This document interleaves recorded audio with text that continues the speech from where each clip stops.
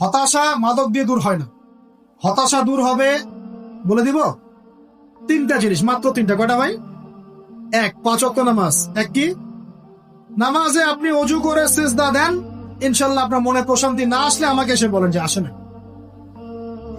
চোখের পানি, মনের আবেগ, যা আছে আপনার ভিতরে, কষ্ট, দুঃখ, যন্ত্রণা, সব আল্লাহকে ঢেলে দিবেন ইনশাল্লাহ। নিজের আবেগ ধরে রাখবেন এখানে, আপনি আল্লাহর জন্য ঢেলে দিবেন। মানুষকে আবেগ দেখে কি লাভ? মানুষ আপনার চোখের পানির মর্ম বুঝবে? মানুষ কি মানুষের চোখের পানির মর্ম বুঝে? আপনার পিতা যদি মারা যায়, আমার কাছে এসে দোয়া চান, কান্নাকাটি করে, আমি দোয়া করতে পারবো, কিন্তু আমি কিন্তু আপনার ফিলিংসটা বুঝতে পারবো না। আপনার অনুভূতি কে বুঝতে পারবেন? আল্লাহ পাক আপনার ঘাড়ের রগের চেয়েও কাছে আছে। সুবহান সুবহান, আল্লাহ পাক ঘাড়ের রগের চেয়ে কাছে আছে। গতকালকে বাংলাদেশের একজন বরেণ্য আলেমের সাথে একটা কনফারেন্সে ছিলাম। উনি বলছিলেন যে এক ব্যক্তি, এটা শোনেন, এক ব্যক্তি খুব তার শখ যে তিনি সাহাবীদের মতো নামাজ পড়া শিখবেন। কথা বুঝতে পারছেন? সাহাবীদের মতো নামাজ শিখবেন। তো একজন বরেণ্য আলেমের কাছে এসেছেন, এসে বলছেন যে আমাকে সাহাবীদের মতো নামাজ শিখিয়ে দেন। তখন সেই আলেম আরেকজন আলেমের সন্ধান দিয়েছেন, যা তুমি তার কাছে যাও, তিনি শেখাবেন। তো সেই ব্যক্তি তো অবাক হয়েছেন, কারণ যাকে প্রশ্ন করেছিলেন তিনি অনেক বড় মুহাদ্দিস, আর যার কাছে পাঠানো হচ্ছে তিনি অত বড় মুহাদ্দিস নন, কিন্তু আবেদ, আমল করেন। তাকে গিয়ে বলছেন উনি আমাকে পাঠিয়েছেন সাহাবী বলা নামাজ শিখিয়ে দেন। তখন তিনি বলছেন ঠিক আছে, সুন্দর করে অজু করে আসো, সুন্দর করে অজু করে আসো। অজু করার সময় খালি খেয়াল রাখবা যে আমি অজু করছি শুধু আল্লাহর সন্তুষ্টির জন্য। কি খেয়াল রাখবেন? অজু করছি শুধু আল্লাহকে রাজি খুশি করার জন্য অজু করছে, আর কোনো উদ্দেশ্য নাই আমার। অজু করতে যাচ্ছে, তিনি আবার বলছেন দাঁড়াও, শুধু আল্লাহকে রাজি খুশি করার জন্য অজু করো। আবার শুরু করছেন, আবার বলছেন শোনো, শুধু আল্লাহকে রাজি খুশি করার জন্য অজু করো। এভাবে বলতেই আছেন। নামাজে দাঁড়িয়েছেন, দাঁড়ানোর আগে বলছেন শোনো, শুধু আল্লাহকে রাজি খুশি করার জন্য নামাজ পড়ো। বলতেই আছেন। এক পর্যায়ে সে ব্যক্তি নামাজ শুরু করলো, নামাজে মনোযোগ এদিক ওদিকে যায়, আর তার মাথায় এটা আসে, এই শুধু আল্লাহকে রাজি খুশি করার জন্য আমাকে নামাজ পড়তে হবে, শুধু আল্লাহকে রাজি খুশি করার জন্য নামাজ পড়তে হবে। এই চিন্তা তার মনের মধ্যে ঘুরপাক খাচ্ছে। এভাবে নামাজটা সে শেষ করেছে। শেষ করে চিন্তা করছে যে নামাজ তো পুরোপুরি মনোযোগ দিতে পারলাম না। বারবার মাথার মধ্যে এরকম চিন্তা আসছে, আল্লাহ আমাকে তো মাফ করে দাও, নামাজটা আমার মনে হলো না ঠিক মতো। তখন সে ফিরে এসে তার সে ওস্তাদকে বলছেন আমার তো নামাজ এরকম করে পড়লাম, কিন্তু শেষমেশ মনে হলো যে নামাজটা হয়তো কবুল হয় নাই, আল্লাহর কাছে খুব মাফ চাইলাম, আল্লাহ আমাকে মাফ করে দাও, নামাজটা মনে হলো না। তখন সেই যে প্রথম ব্যক্তি যিনি পাঠিয়েছেন তিনি বলছেন এটাই হলো সাহাবী বলা নামাজ। তারা আল্লাহকে রাজি খুশি করার জন্য নামাজ পড়তেন, নামাজ শেষ করে আল্লাহর কাছে ইস্তেগফার করতেন, আল্লাহ কিছুই হলো না, কিছুই হলো। আমার কথা কি বুঝতে পারছেন? অতএব আল্লাহকে রাজি খুশি করার জন্য আপনি আপনার আবেগ, আপনার ইবাদত সব ঢেলে দিবেন। অন্য কারো কাছে কিছু পাওয়ার আশা করুন। আমাকে আল্লাহ পাঠিয়েছেন দুনিয়াতে নামাজ পড়তে, রোজা রাখতে, দিনের প্রচার করতে, দিনের জ্ঞান অর্জন করতে, এই তো। তা আমি একজন মেয়ের জন্য জীবন নষ্ট করে দিব কেন? আমি তাহলে আল্লাহর কাছে কি মুখ দেখাবো, আর নবীর কাছে কি মুখ দেখাবো? ওখানে গিয়ে বলবো আল্লাহ আমি আমার অমুক প্রেমিকার জন্য আশেক হয়ে একদম জীবন দিয়ে দিয়েছি, আত্মহত্যা করেছি। গেছে ভাই, যাইতে দেন। যে ব্যক্তি আপনার অবস্থানকে মূল্যায়ন করে নাই, সে আপনার যোগ্য ছিল না। এখন আপনি কি করবেন? নিজের অবস্থান উন্নত করেন, আপনার পেছনে লাইন ধরুন, ঘুরবে ইনশাআল্লাহ। এটাই বাস্তবতা। দুনিয়া খুব খারাপ জিনিস। মানুষ মানুষের অবস্থানকে মূল্যায়ন করে, মানুষের অবস্থানকে মূল্যায়ন করে, কিন্তু আল্লাহ রাব্বুল আলামিন আপনাকে সর্বাবস্থায় ভালোবাসেন। আলহামদুলিল্লাহ। এই যে আমরা এখন অনেক পাপ করছি না, আল্লাহ কি আমাদেরকে আযাব দিয়ে ধ্বংস করে দিয়েছেন? আল্লাহ পাক এখনো আমাদেরকে ভালোবাসেন, গ্রহণ করেন, আল্লাহ পাক অপেক্ষা করছেন কখন তওবা করবে, আমি তওবা কবুল করব। এই কখন আমার বান্দা খালি একবার বলে আস্তাগফিরুল্লাহ, আল্লাহ পাক সাথে সাথে মাফ করে দিবেন। সেই আল্লাহকে বলে আপনি কার পিছনে ছুটছেন? আমরা কিন্তু নিয়াত করতে পারি ভাই যে আমরা যারা ওয়াজ শুনলাম জীবনে কোনোদিন সিগারেটে হাত দিব না ইনশাআল্লাহ। রাজি আছি ভাই? অন্য বড় বড় জিনিস তো বহুত দূরের কথা। আচ্ছা, অনেকে রাজি হয় নাই কেন? আপনারা কি অলরেডি আসক্ত? আমি অনেক ভাইকে দেখেছি মাশাআল্লাহ ইফতার খুলেই একদম বেনসন টানা শুরু করে। হ্যাঁ, এটা যে হারাম আপনাদের কেউ ওয়াজ করে শোনায় নাই? এটাকে কি মনে করেন আপনারা, হারাম না হালাল? কেউ বলেছে মাকরু, নাকি মাকরু ফতোয়া দিয়েছেন? মাকরু শব্দের অর্থ জানেন আপনি? মাকরু শব্দের অর্থ কি একটু শোনেন। সূরা বনী ইসরাঈল খুলবেন। কোন সূরা? সূরা বনী ইসরাইল আল্লাহ পাক বলছেন, আমি বনু ইসরাইলকে এই এই কাজগুলো করতে নিষেধ করেছেন। কোন কোন কাজ? জেনা করো না, জেনার ধার কাছে যেও না, এতিমের মাল আত্মসাৎ করো না, শিরিক করো না ইত্যাদি। যারা আলেম আছেন তারা আমার কথা বুঝবেন।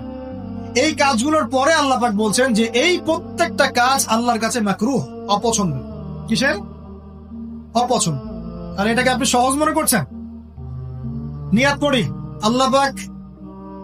আল্লাহ পাকের সন্তুষ্টির জন্য আমরা কোনোদিনও মাদকের সাথে সম্পৃক্ত হব না ইনশাআল্লাহ। আর বিশ্বাস করেন, শুধুমাত্র মাদকদ্রব্য নিয়ন্ত্রণ অধিদপ্তর এই আইন কানুন এগুলো দিয়ে, জরিমানা দিয়ে মানুষকে মাদক ছাড়ানো যাচ্ছে না, যাবে না। কেন যাবে না এটা আপনারা খুব ভালো করেই জানেন, আমি বলতে চাচ্ছি না। অনেক সময় মাদক বিরোধী কনসার্ট করে মানুষ, মাদক বিরোধী কনসার্টে ওঠার আগে এক বোতল ডাইল খেয়ে আসে। এগুলো কি বাস্তব কথা বলছি না অবাস্তব কথা বলছি? আমাদের যুবক ভাইরা কোশ্চিন কালো মাদকের ধার কাছে যাবেন না ইনশাআল্লাহ। একটা হাদিস খালি মনে রাখেন, একটা, এই হাদিসটা মনে রাখেন। নবী সাল্লাল্লাহু আলাইহি ওয়াসাল্লাম বলেছেন, কেউ যদি মাদকদ্রব্য সেবন করে তার 40 দিনের নামাজ কবুল হবে না। সিগারেট একটা খেয়েছি, 40 দিন নামাজ নাই। এরপর যদি সে তওবা করে আল্লাহ মাফ করে দিবেন। আবার যদি মাদক খায় আবার 40 দিন কবুল হবে না। যদি আবার তওবা করে আল্লাহ মাফ করে দিবে। আবারও যদি খায় আবারও 40 দিন কবুল হবে না। আবারও তওবা করলে আল্লাহ আবার মাফ করে দিবে। চতুর্থবার সে যদি মাদক খায়, আল্লাহ রাসূল সাল্লাল্লাহু আলাইহি ওয়াসাল্লাম বলছেন, আল্লাহ পাক কিয়ামতের মাঠে তাকে তিনাতুল খাবাল পান করাবেন। কি পান করাবেন? তিনাতুল খাবাল। সাহাবীরা বললেন, ইয়া রাসূলুল্লাহ, এটা কি? তিনাতুল খাবাল কি? নবী সাল্লাল্লাহু আলাইহি ওয়াসাল্লাম বলছেন, এটা হচ্ছে জাহান্নামীদেরকে আযাব দেওয়ার পর তাদের রক্ত মাংসের যে পুঁজ বের হবে, এই যে ড্রিঙ্কস, জাহান্নামের হার্ড ড্রিঙ্কস, এই ড্রিঙ্কস এর নাম হলো তিনাতুল খাবাল। আল্লাহ পাক আমাদের সবাইকে মাদক থেকে বাঁচিয়ে। হচ্ছে কোরআন তেলাওয়াত। যে ব্যক্তি কোরআন তেলাওয়াত করতে পারে নিয়মিত, তার মনের মধ্যে এই হতাশা, এই ভীরুতা, এই কাপুরুষতা কিচ্ছু আসবে না ইনশাআল্লাহ। আমি গ্যারান্টি দিচ্ছি আপনাকে, হতাশা আসবেই না আপনার মনে যদি আপনি কোরআন বুঝতে পারো।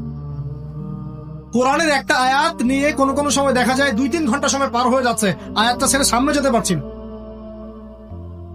কোরআনের ভিতরে ঢুকলে আপনি দুনিয়াই ভুলে যাবেন কি হচ্ছে আশপাশে।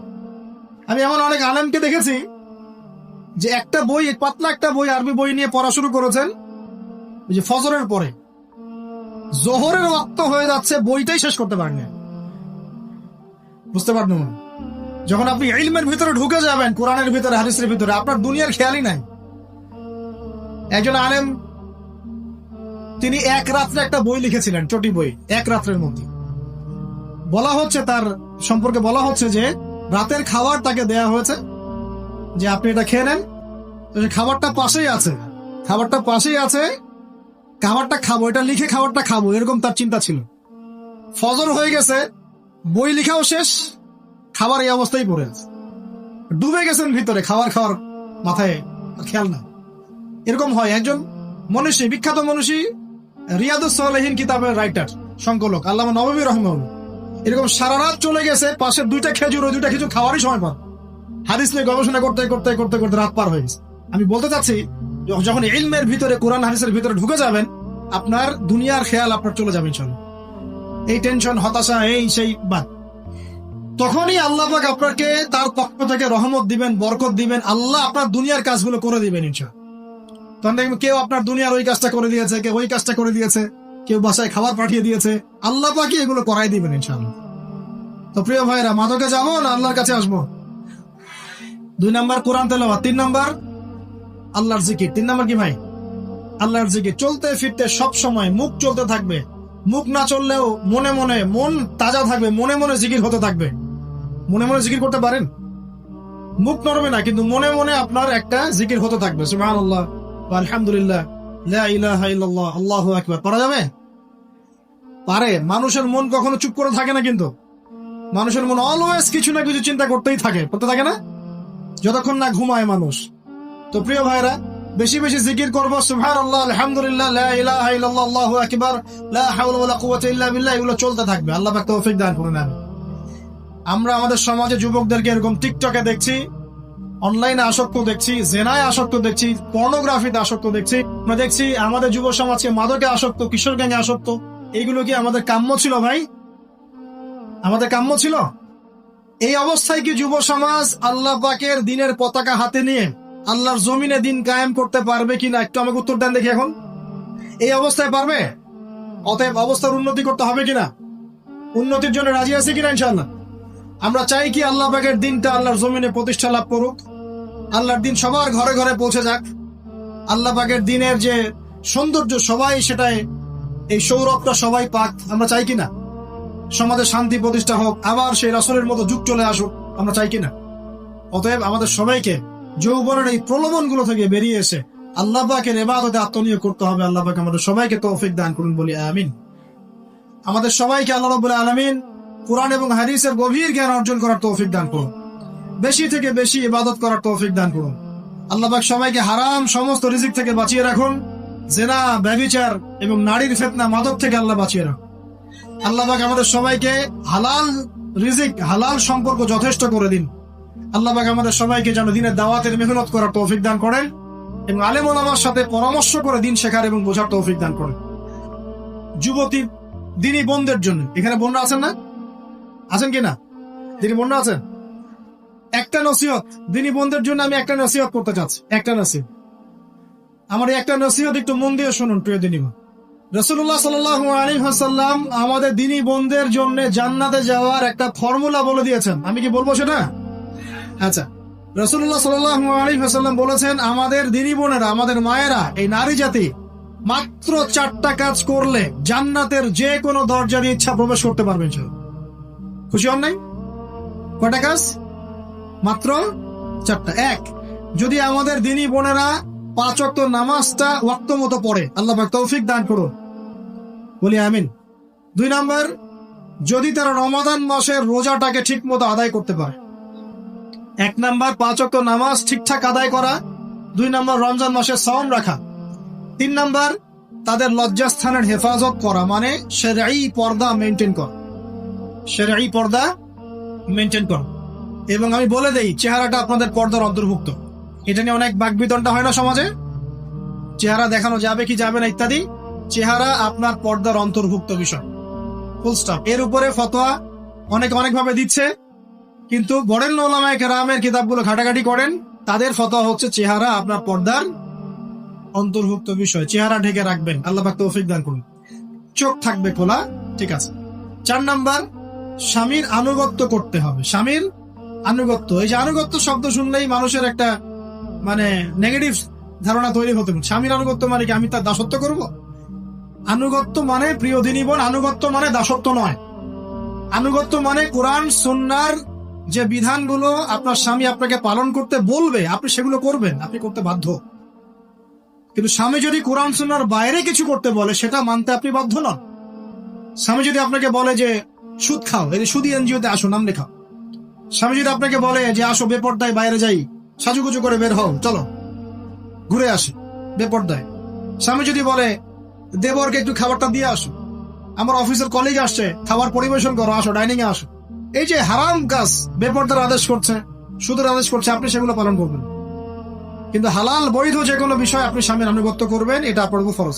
এই 4টা কাজ যদি আপনি করতে পারেন, জান্নাতের যে কোনো দরজা দিয়ে ইচ্ছা আপনি প্রবেশ করতে পারবেন ইনশাআল্লাহ। আল্লাহ পাক আমাদের দিনী বোনদেরকে এই 4টা কাজ করার তৌফিক দান করুন। আমাদের সবাইকে আল্লাহ পাক জান্নাতের জন্য কবুল করুন, বলি আমিন।